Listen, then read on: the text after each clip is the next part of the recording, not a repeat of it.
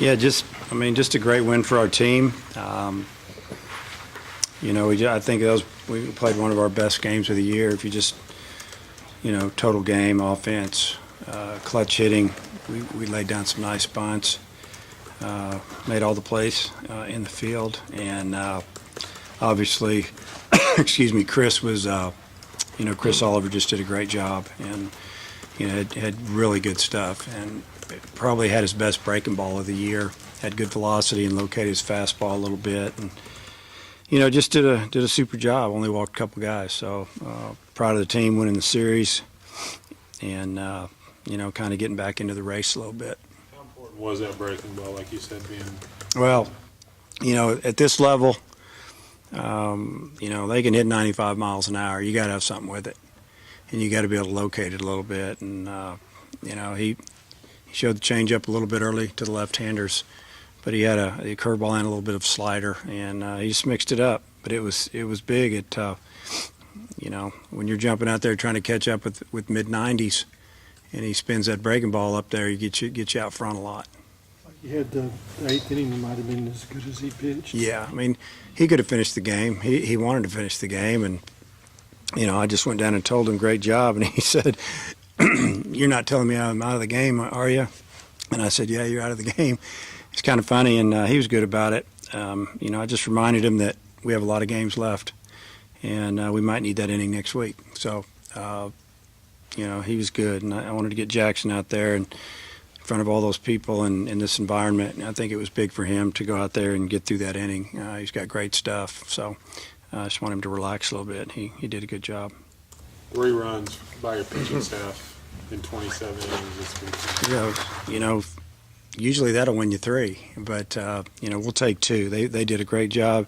All 3 starters this weekend were outstanding. They gave us a chance to win them all, and really excited about winning 2 out of 3 since we lost first. When you look back, just so close to getting that one, and but it was a good weekend for us.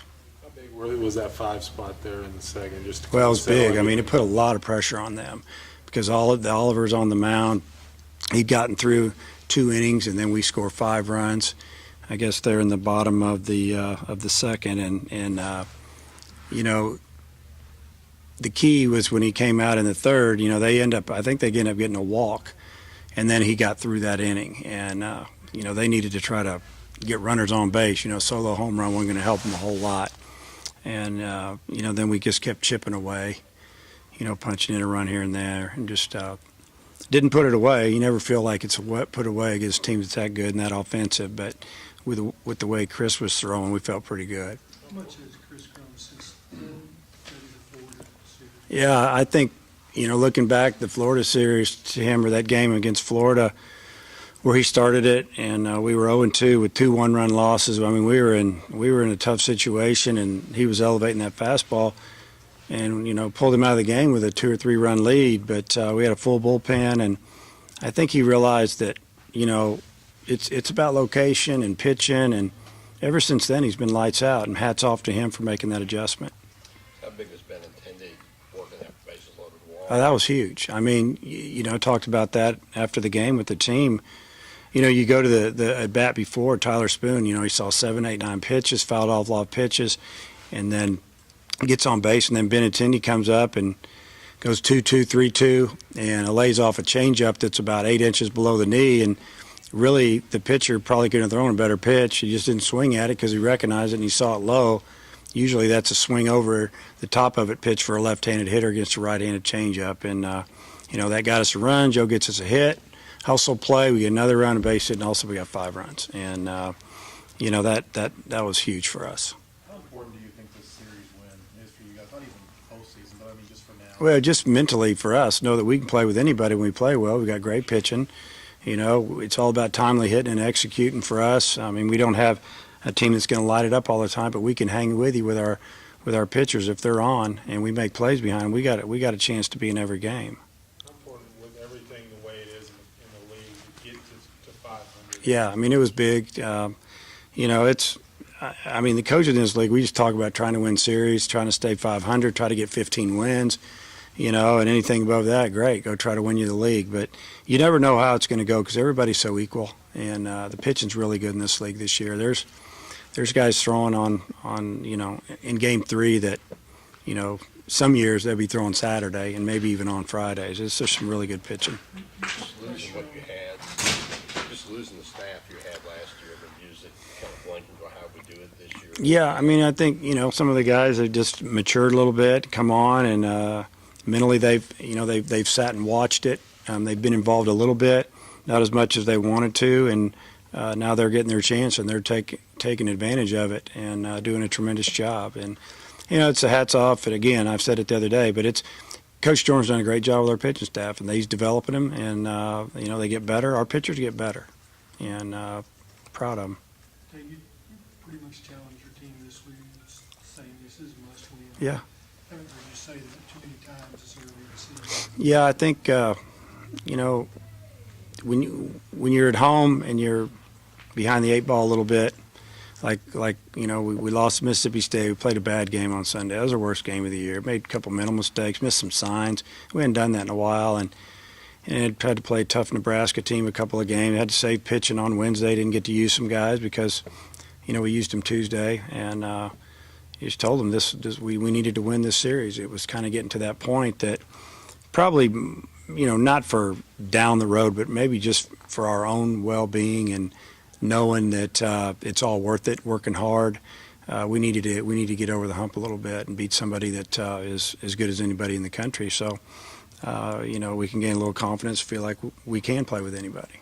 And you've got UNLV, Vanderbilt, LSU the Yeah. next couple weeks. Do you think that maybe just kick starts, maybe a little bit of momentum there? You never know. I mean, it's not like there's no break. I mean, UNLV got about 25 wins already, and they're in the top 15, 14 in RPI. I mean, they're big games for us, big games for them. And then heading down to LSU, and